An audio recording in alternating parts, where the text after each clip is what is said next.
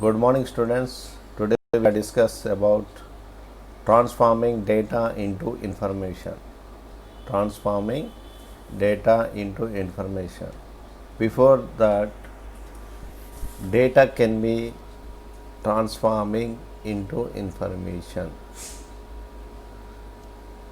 See the difference between data and information.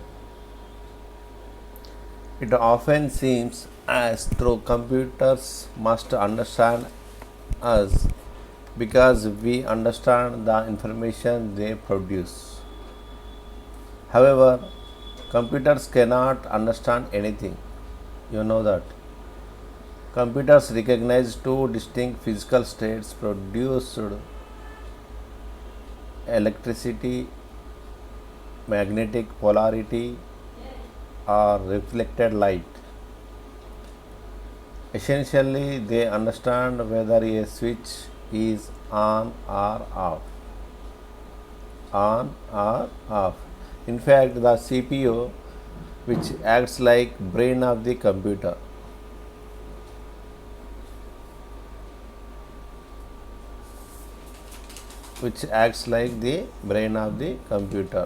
that is CPU, consists of several million teeny electronic switches called transistors. Teeny electronic switches called transistors. A computer appears to understand information only because it operates at such phenomenal speeds, grouping its individual on or off switches into patterns that become meaningful to us. First, data is the term used to describe the information represented by groups of on or off switches. Although the words data and information often are used interchangeably, there is an important distinction between two words. In the sentence sense, data consists of raw numbers that computer organize to produce information.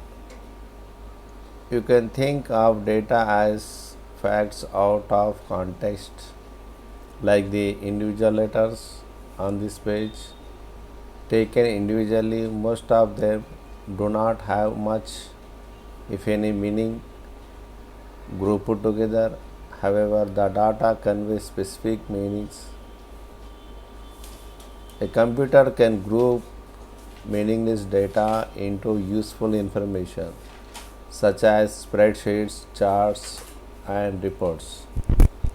What are the objectives in transforming data into information? Explain why computer use the binary number system. Another objective is list the two main parts of the CPU and explain how they work together. And another object is list the steps that make up a machine cycle. Next object, explain the difference between RAM and ROM.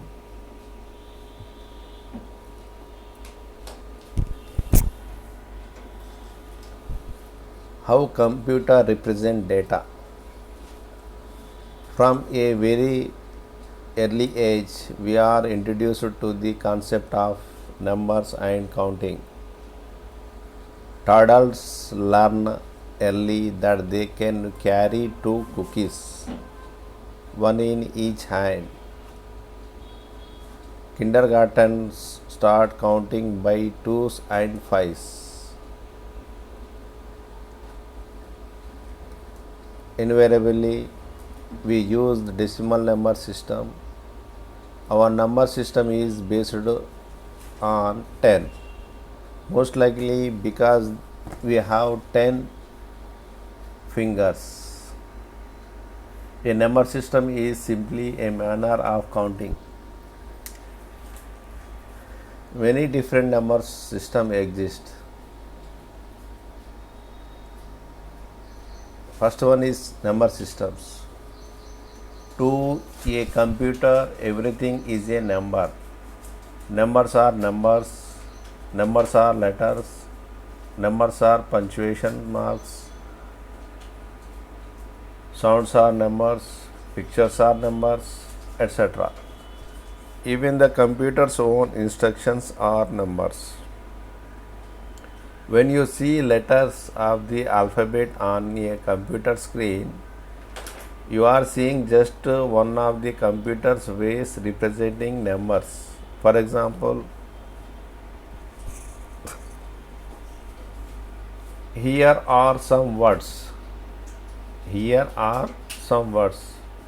This sentence may look like a string of alphabetic characters to you,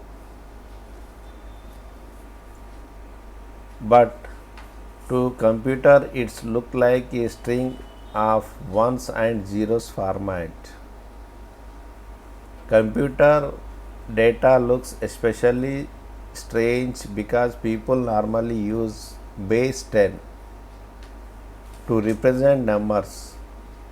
The decimal number system, deci means 10 in Latin, is called base 10 because 10 symbols are available, that is 0, 1, 2, 3, 4, 5, 6, 7, 8 and 9. When you need to represent a number greater than 9, you use two symbols together, as in 9 plus 1 is equal 10. Each symbol in a number is called a digit. Each symbol in a number is called digit. So 10 is a two-digit number. To build all the two-digit numbers 10 to 99 in the decimal number system, you use up all the possible pairings of the system's 10 symbols. After all 90 of the two-digit numbers are built, then you begin using three-digit numbers, that is 100 to 999 and so on. This pattern can contain indefinitely using only the 10 symbols you started with.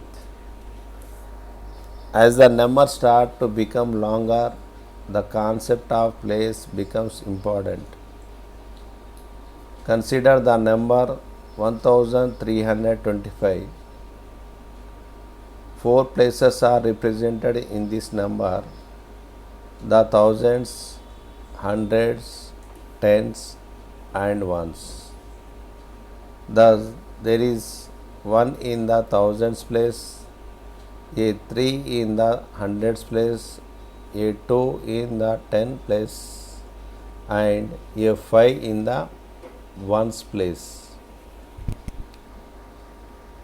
In a computer, however, all data is represented by the state of the computer's electronic switches. A switch has only two possible states, that is on and off. A switch has only two possible states, that is on and off.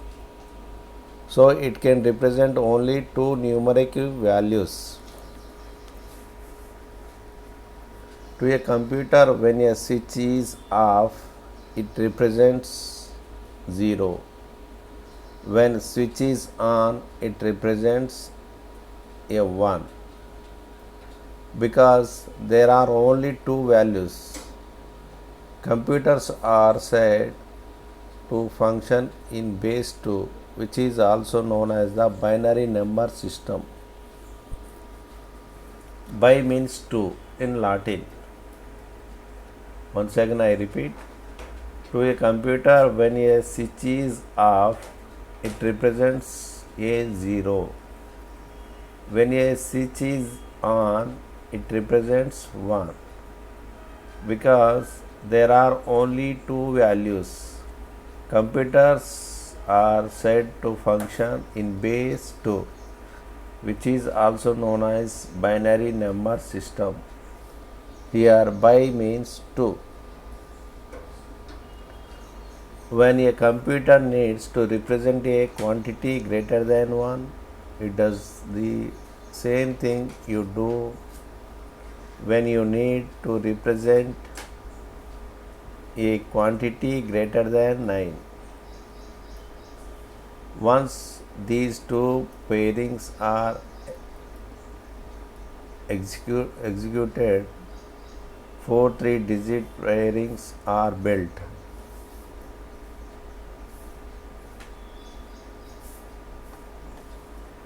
The 3-digit numbers repeat the pattern in order with a 1 placed at the beginning. The same is true of the 8 4-digit numbers. They simply repeat the previous 8 patterns in order. Placing 1 at the beginning, this pattern repeats indefinitely. Bits and bytes.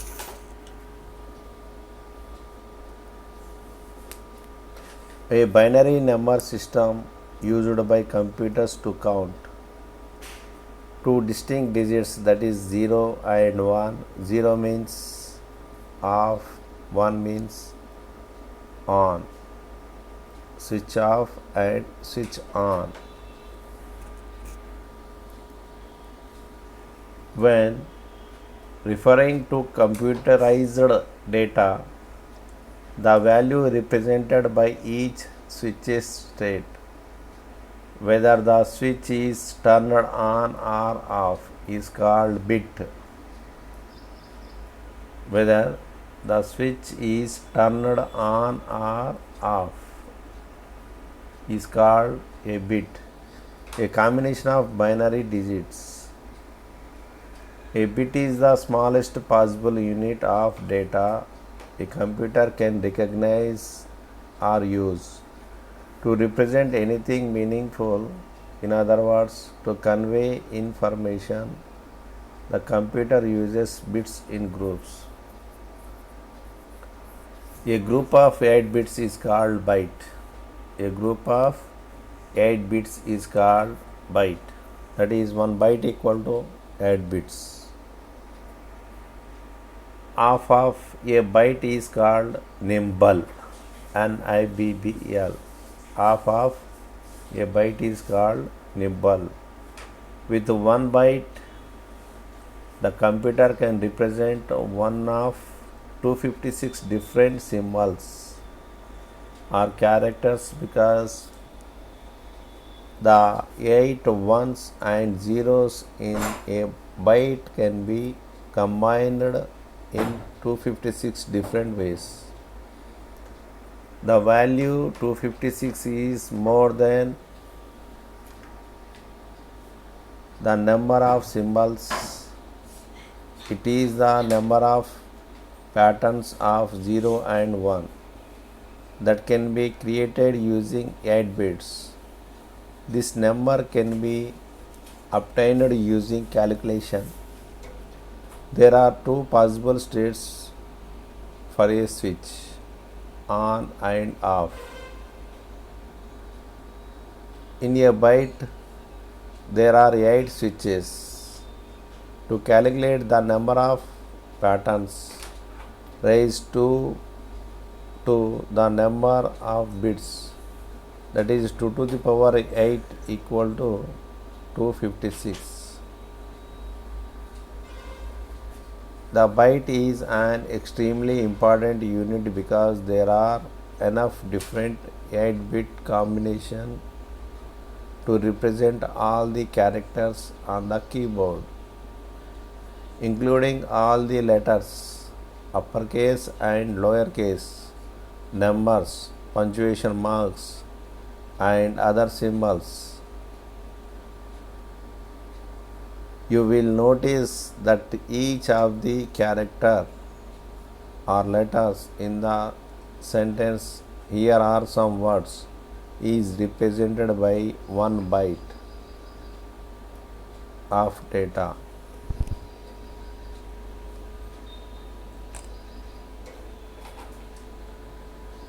For example,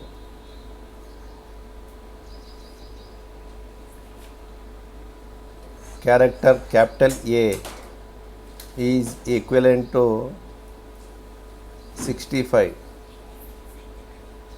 That ASCII code is 01101100.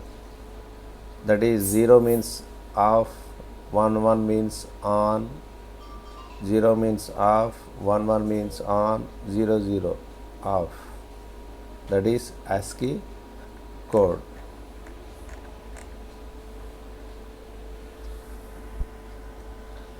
Next, text codes. Early programmers realized that they needed a standard text code that was aggregable to all of them. In such a system, numbers would represent the letters of alphabet, punctuation marks, and other symbols.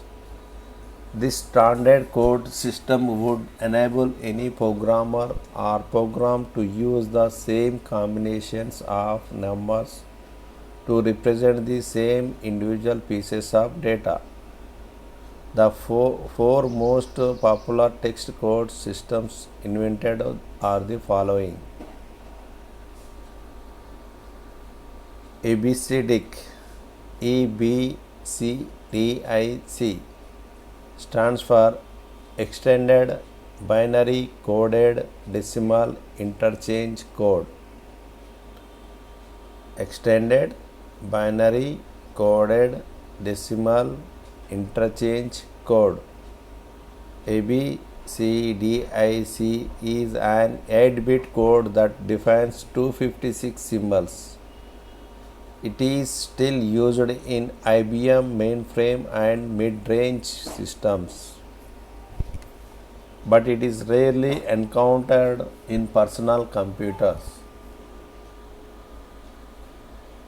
Next, ASCII code.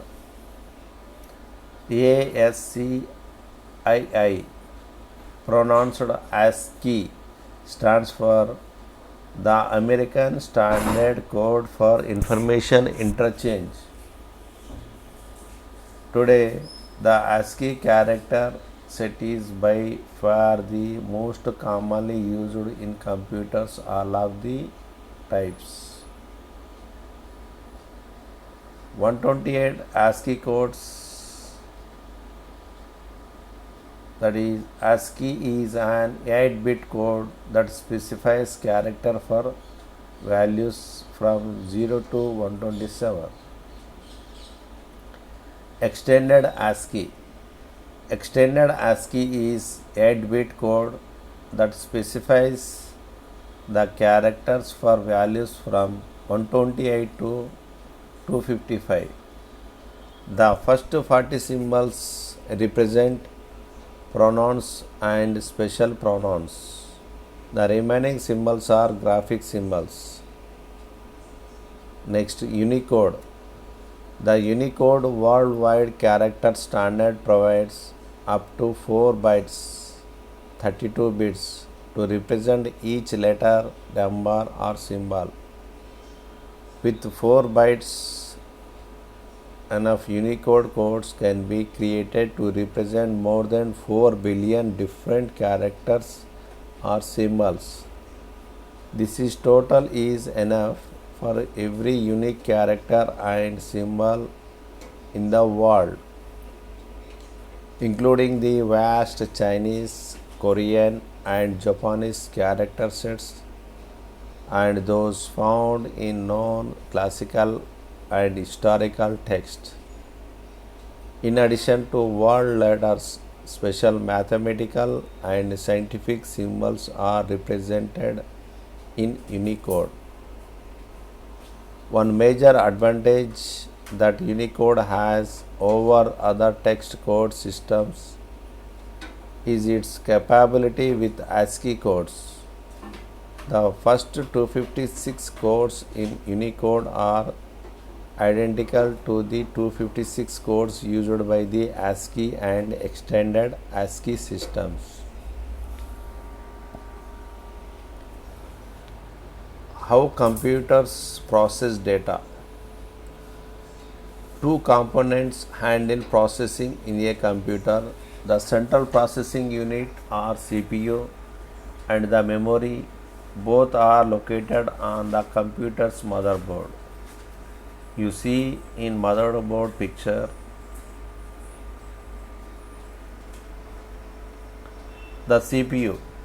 The CPU is the brain of the computer, the place where data is manipulated. In large computer systems such as supercomputers and mainframe computers, processing tasks may be handled by multiple processing chips. Some powerful computer systems use hundreds or even thousands of separate processing units. In the average microcomputer, the entire CPU is a single unit called microprocessor. Regarded less of its constructions, every CPU has at least two basic parts, that is control unit and arithmetical logic unit, that is ALU. First discuss about control unit. The control unit, all the computer's resources are managed from the control unit. Think of control unit as traffic signal directing the flow of data through the CPU as well as to and from other devices. The control unit is the logical hub of the computer. Think of the control unit as a traffic signal directing the flow of data through the CPU as well as to and from other devices. The control unit is the logical hub of the computer. The CPU instructions for carrying out commands are built into the control unit. The instructions are instruction set or list all the operations that the CPU can perform. Each instruction in the instruction set is expressed in microcode, a series of basic directions that tell the CPU how to execute more complex operations. Next, arithmetic logic unit, that is ALU. Because all computer data is stored as numbers, much of the processing that takes place involves comparing numbers or carrying out mathematical operations. In addition to establishing ordered sequence and changing these sequences, the computer can perform two types of operations: arithmetic operations and logical operations. Arithmetic operations include addition, subtraction, multiplication, and division. Logical operations include comparison, such as determining whether one number is equal to or greater than or less than another number. Also, every logical operation has an opposite. For example, in addition to equal to, there is not equal to. Many instructions carried out by the control unit involve simply moving data from one place to another, from memory to storage, from memory to the printer, and so forth. When the control unit encounters an instruction that involve arithmetic or logic, however, it passes that instructions to the second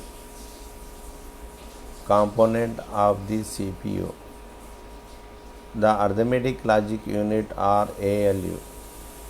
The ALU actually performs the arithmetic and logical operations described earlier.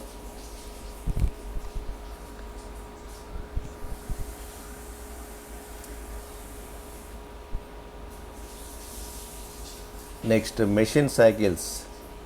Each time the CPU executes an instruction, it takes a series of steps.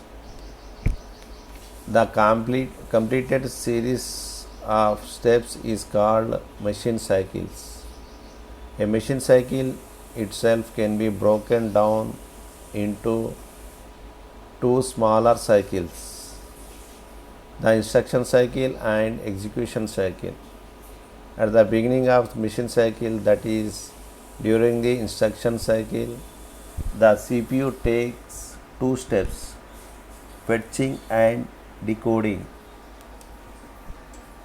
Before the CPU can execute an instruction, the control unit must retrieve or fetch a command or data from the computer's memory, that is fetching. Next, decoding. Before a command can be executed, the control unit must break down the command into instructions that correspond to those in the CPU instruction. Shows how this CPU plays a sound. At this point, the CPU is ready to begin the execution cycle, that is to executing and storing. First, executing. When the command is executed, the CPU carries out the instructions in order by converting them into microcode. Next, storing. The CPU may be required to store the results of an instruction in memory. Although the process is complex, the computer can accomplish it at an incredible speed, translating millions of instructions every second. In fact, CPU performance is often measured in millions of instructions per second, MIPS. Newer CPUs can be measured in billions of instructions per second, that is BIPS. Even though most microprocessors execute instructions rapidly, newer ones can perform even faster by using process called pipeline processing. In pipelining, the control unit begins a new machine cycle. That is, it begins executing a new instruction before the current cycle is completed. Execution are performed in stages. When the first instruction completes the fetching stage, it moves to the decode stage and new instruction fetched. It is helpful to think of pipeline as an assembly line. Each instruction is broken up into several parts. Once the first part of instruction is done, it is passed to the second part. Since the first step in the line is known idle, the pipeline then feeds a new step 1. Using this technique, newer microprocessor can execute 20 instructions simultaneously. Modern computer system supports the running of many programs or multitasking. The CPU may ask to perform tasks for more than one program. To make this work, the operating system and the CPU creates threads. A thread is one instruction from the program. The CPU will execute one thread from a program at one time. Since the CPU can perform each thread quickly, the user thinks that each program is being run at the same time. Newer processors support hyperthreading. Hyperthreading allows multiple threads to be executed at one time. Next, memory. The CPU contains the basic instructions needed to operate the computer, but it cannot store entire programs or large sets of data permanently. The CPU needs to have millions or even trillions in some computers of bytes of space where it can quickly read or write programs and data while they are being used. This area is called memory, and it consists of chips either on motherboard or on small circuit board attached to the motherboard. This electronic memory allows the CPU to store and retrieve that data quickly. There are two types of built-in memory: permanent and non-permanent. Some memory chips retain the data they hold even when the computer is turned off. This type of permanent memory is called non-volatile. Other chips, in fact, most of the memory in a microcomputer, lose their contents when the computer's power is shut off. This type of non-permanent memory is called volatile.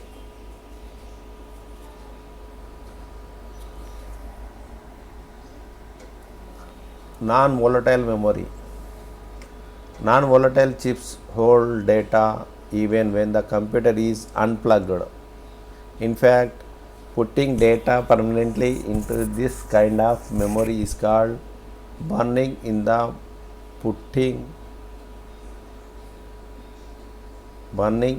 data, and it is usually done at the factory.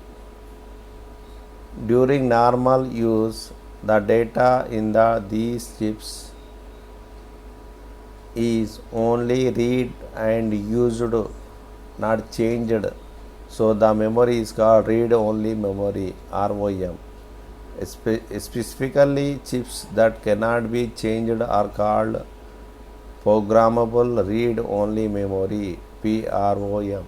PROM. PROM chips are often found on hard drivers and printers. They contain the instructions that power the devices. These instructions, once set, never need to be changed.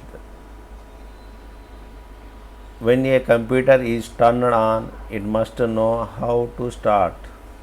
ROM contains a set of startup instructions called Basic Input Output System BIOS, Basic Input Output System, for a computer. In addition to booting the machine, BIOS contains another set of routines which ensure that the system is functioning properly and all expected hardware devices are present. This routine is called the power on self test POST. Flash memory. Flash memory is special type of non-volatile memory. It is often used in portable digital devices for storage, that is digital cameras, portable MP3 players, USB keychain,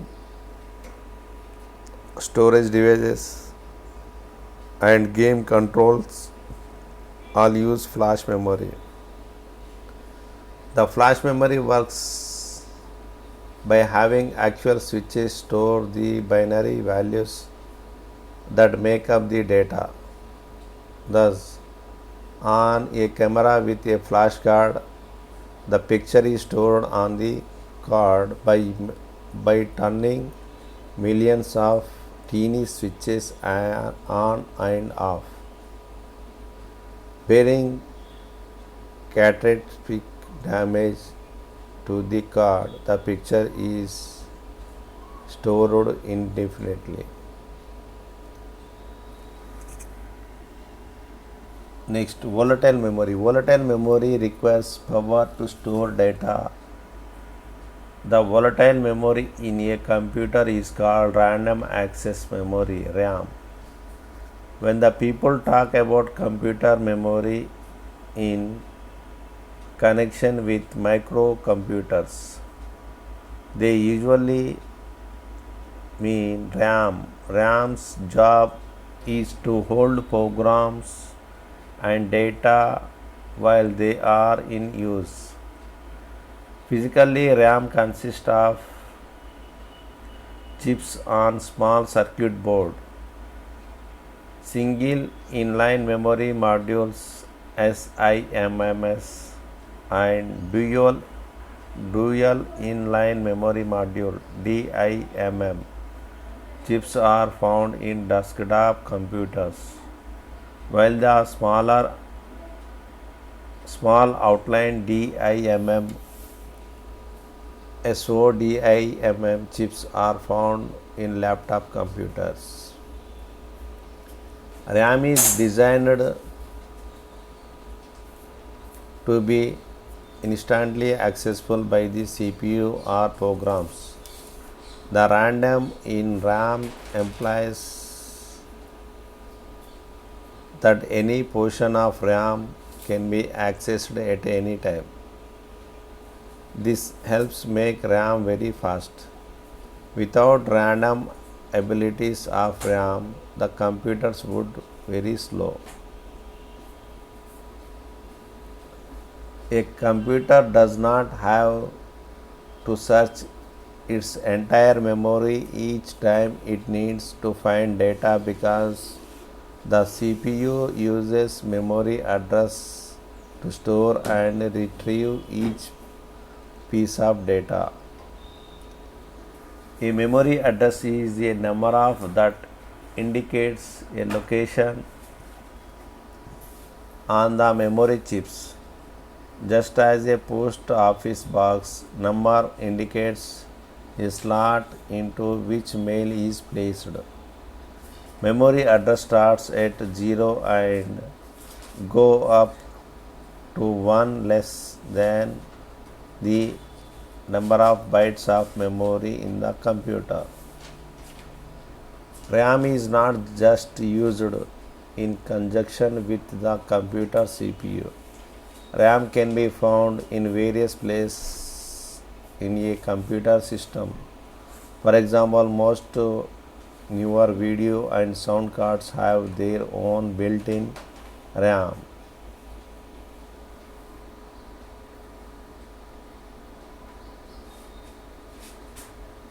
RAM as do many types of printers.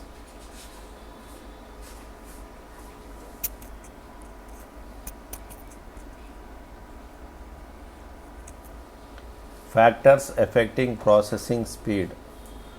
A CPU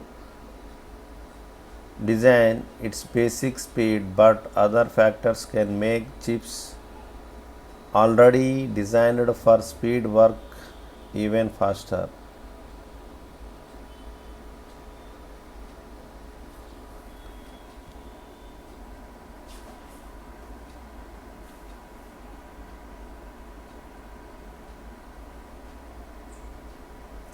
Registers.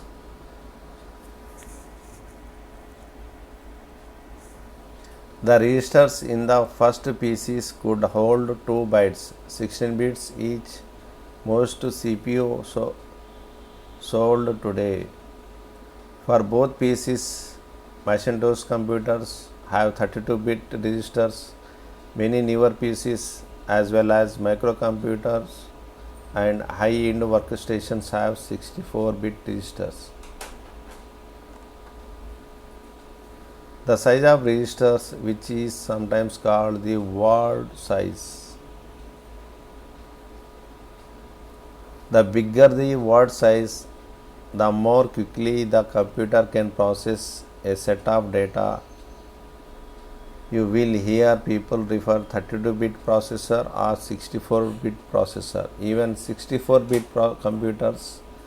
This terminology refers to the size of the registers in the processor. If all other factors are kept equal, a CPU with 32-bit registers can process data twice as fast as one with 16-bit registers. Memory computing power. The amount of RAM in a computer can have a profound effect on the computer's power.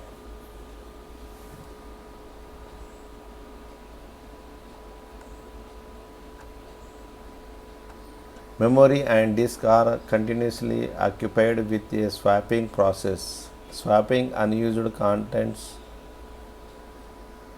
RAM to the hard disk is known as virtual memory. If purchase a new computer system, it will probably come with at least 256 MB of RAM. Microsoft suggests 256 MB as minimum recommended configuration for Windows XP. If you plan to play graphic intensive games or develop complex graphics, you will need more RAM. The cost of upgrading memory of computer is very low. So upgrading memory RAM is the simplest and most effective way to get more speed from your computer. See, productivity tip. Do you need more RAM?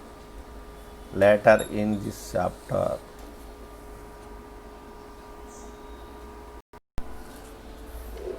Cache memory. Moving data between RAM and the CPU registers is one of the most time consuming operations a CPU must perform, simply because RAM is much slower than the CPU. The partial solution to this problem is to include a cache memory in the CPU. Cache, pronounced cache memory is similar to RAM, except that it is extremely fast compared to normal memory, and it is used in different way.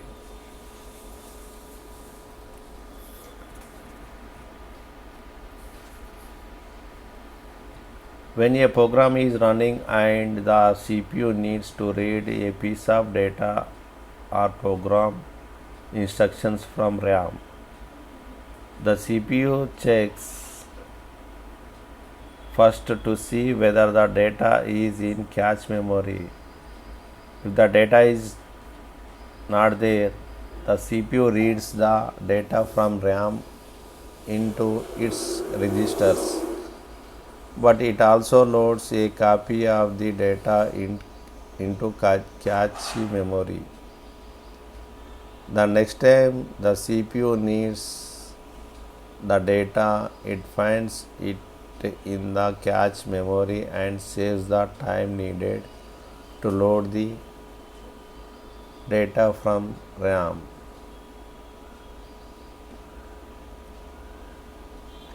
A cache memory is present in several places in a computer.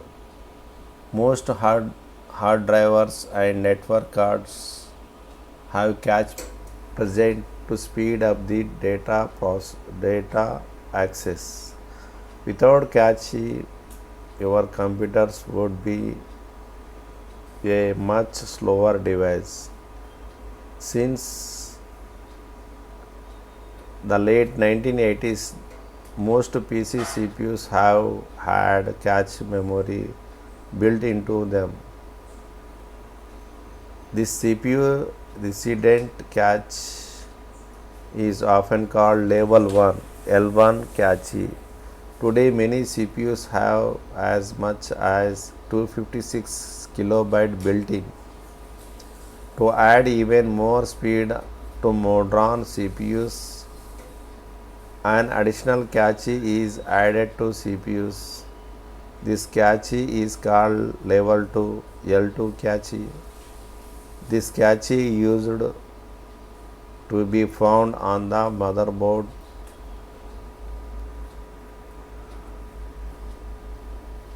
However, Intel and AMD found the placing the L2 cache on the CPU greatly increased CPU response. Many PCs being sold today have 512 KB or 1024 kilobytes of motherboard cache memory. Higher end systems can have as much as 2 megabyte of L2 cache.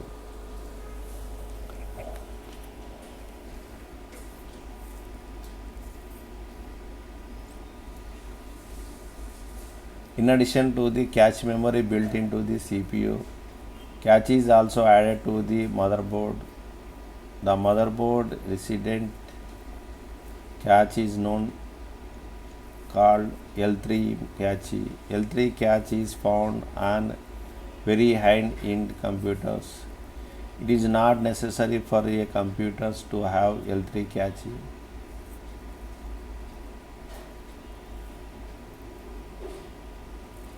The three caches work like a assistant to a mechanic. First, the mechanic prefers a box containing all the tools he may need for the current job. Most likely, this is only a portion of his entire tool set. The mechanic slides under the car and uses a wrench to try to remove a nut. L2, seeing the machine use the wrench, figures that he will need either oil or loosen the nut or pillars to remove the bolt. L2 tries to predict what the mechanic will need and grabs these items from the box. The mechanic finishes with the wrench and asks for the pillars. L1 holds on to the wrench in case of mechanic needs it again.